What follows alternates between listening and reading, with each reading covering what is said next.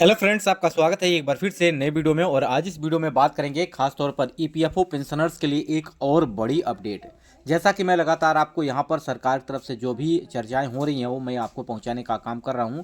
तो आज हम बात करेंगे न्यूनतम पेंशन बढ़ाने की मांग जो है वो आप अब सरकार इस पर काम कर रही है। तो ऐसे में आपको कितनी पेंशन मिल सकती है और कितनी आपकी मांग है, इस पर भी हम चर्चा करेंगे। और यहाँ पे बात करेंगे यूपीएस संबंधित, यानी यूनिफाइड पेंशन स्कीम के तहत आपको न्यूनतम कितनी पेंशन मिल रही है, इसके कंपैरिजन में आपको कितनी पेंशन मिल रही है, खासतौर पर ईपीएफओ पेंशनर्स यानी ईपीएस 1995 के तहत न्यूनतम पेंशन कितनी मिल रही है, सब कुछ आज हम इस वीडियो में जानेंगे। तो वीडियो के अंत तक बने रहिएगा। चैनल पर पहली बार विजिट कर रहे हैं, चैनल को सब्सक्राइब कर लीजिएगा। इसके अलावा आपके मन में कोई प्रश्न है तो कमेंट जरूर करिएगा। तो फ्रेंड्स, यहाँ पे अगर हम बात करें तो केंद्र सरकार ने हाल ही में सरकारी कर्मचारियों के लिए यूनिफाइड पेंशन स्कीम यानी यूपीएस की घोषणा की है, जिसके तहत न्यूनतम गारंटीड पेंशन आपको 10,000 रुपये प्रतिमाह निर्धारित की गई है।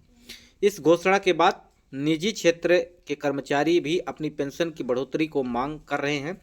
कर्मचारी भविष्य निधि संगठन ईपीएफओ के तहत आने वाले कर्मचारी पेंशन योजना ईपीएस के लाभार्थियों के लिए वर्तमान में न्यूनतम पेंशन 1,000 रुपये यहाँ पर निर्धारित की गई है, जो कि 1995 से निर्धारित की गई है। अभी तक इसमें किसी भी प्रकार का बदलाव नहीं किया गया है। जो न्यूनतम पेंशन आपको निर्धारित की गई है वही पेंशन आपको यहाँ पर दी जा रही है।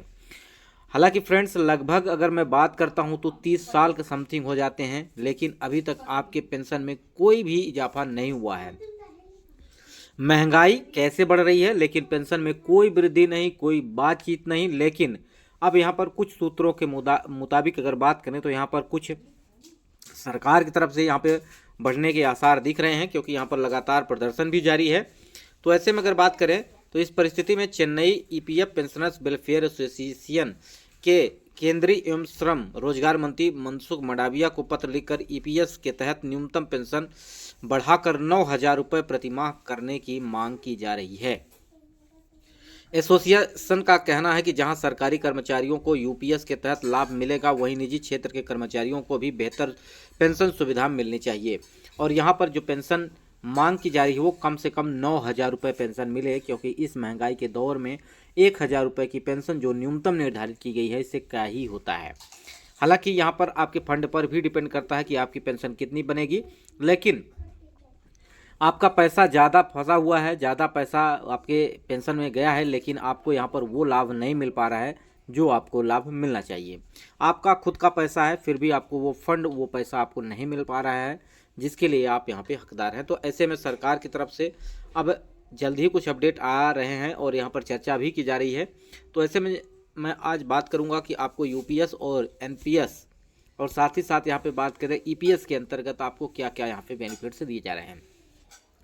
हम बात करें यूपीएस की तो यूनिफाइड पेंशन इस स्कीम के अंतर्गत आपको यहाँ पर जो पेंशन उपलब्ध कराई जाएगी, आपका बेसिक सैलरी का यहाँ पर 50% आपको यहाँ पर पेंशन के तौर पर दिया जाएगा। अगर आपकी पेंशन या आपका वेतन, बेसिक मूल वेतन अगर मैं बात करूँ, अगर आपका 18,000 रुपये है, ठीक है, तो इसका 50% यानी 9,000 रुपये आपको पेंशन के तौर पर दिया जाएगा प्रति माह, ठीक है। और इसमें यहाँ पर आपके परिवार में अगर आपकी मृत्यु हो जाती है तो उस दौरान भी आपको उनका 60% भी अलग से दिया जाएगा, ठीक है, पेंशन के तौर पर, यानी आपको यहाँ पर ये लाभ मिलेंगे।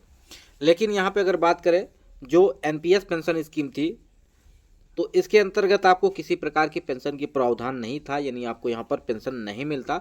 लेकिन अब यहाँ पर जो कि 2025 से इस नए नियम के अनुसार अब आपको यहाँ पर पेंशन उपलब्ध कराई जाएगी, वो भी आपकी बेसिक सैलरी का 50%।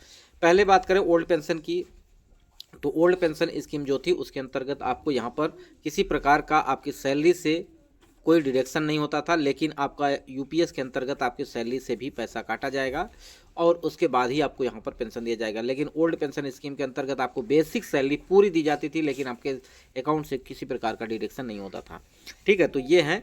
अगर हम बात करें ईपीएस के अंतर्गत तो आपको न्यूनतम पेंशन 1,000 रुपये प्रति माह दी जा रही है। यह राशि सितंबर 2014 से निर्धारित की गई थी। और यहाँ पर अगर बात की जाए तो ईपीएफओ के नियमों के अनुसार कर्मचारी और नियोक्ता दोनों मूल वेतन और महंगाई भत्ते की 12% ईपीएस में जमा करते हैं। नियोक्ता को यहाँ पर 12%, योगदान में 8.33% आपका ईपीएस में जाता है। वहीं ईपीएस के लिए अधिकतम योगदान आपको 15,000 रुपये तक का यहाँ पर वेतन का है। ठीक है, तो ये आपको बेसिक सैलरी का है। वहीं महंगाई में वृद्धि, बढ़ती महंगाई के कारण 1,000 रुपये की न्यूनतम पेंशन पर्याप्त नहीं है। वहीं अगर बात करें सरकारी कर्मचारियों के लिए, यूपीएस केंद्र सरकार ने सरकारी कर्मचारियों के लिए 10,000 रुपये न्यूनतम पेंशन वाली यूपीएस की घोषणा की है।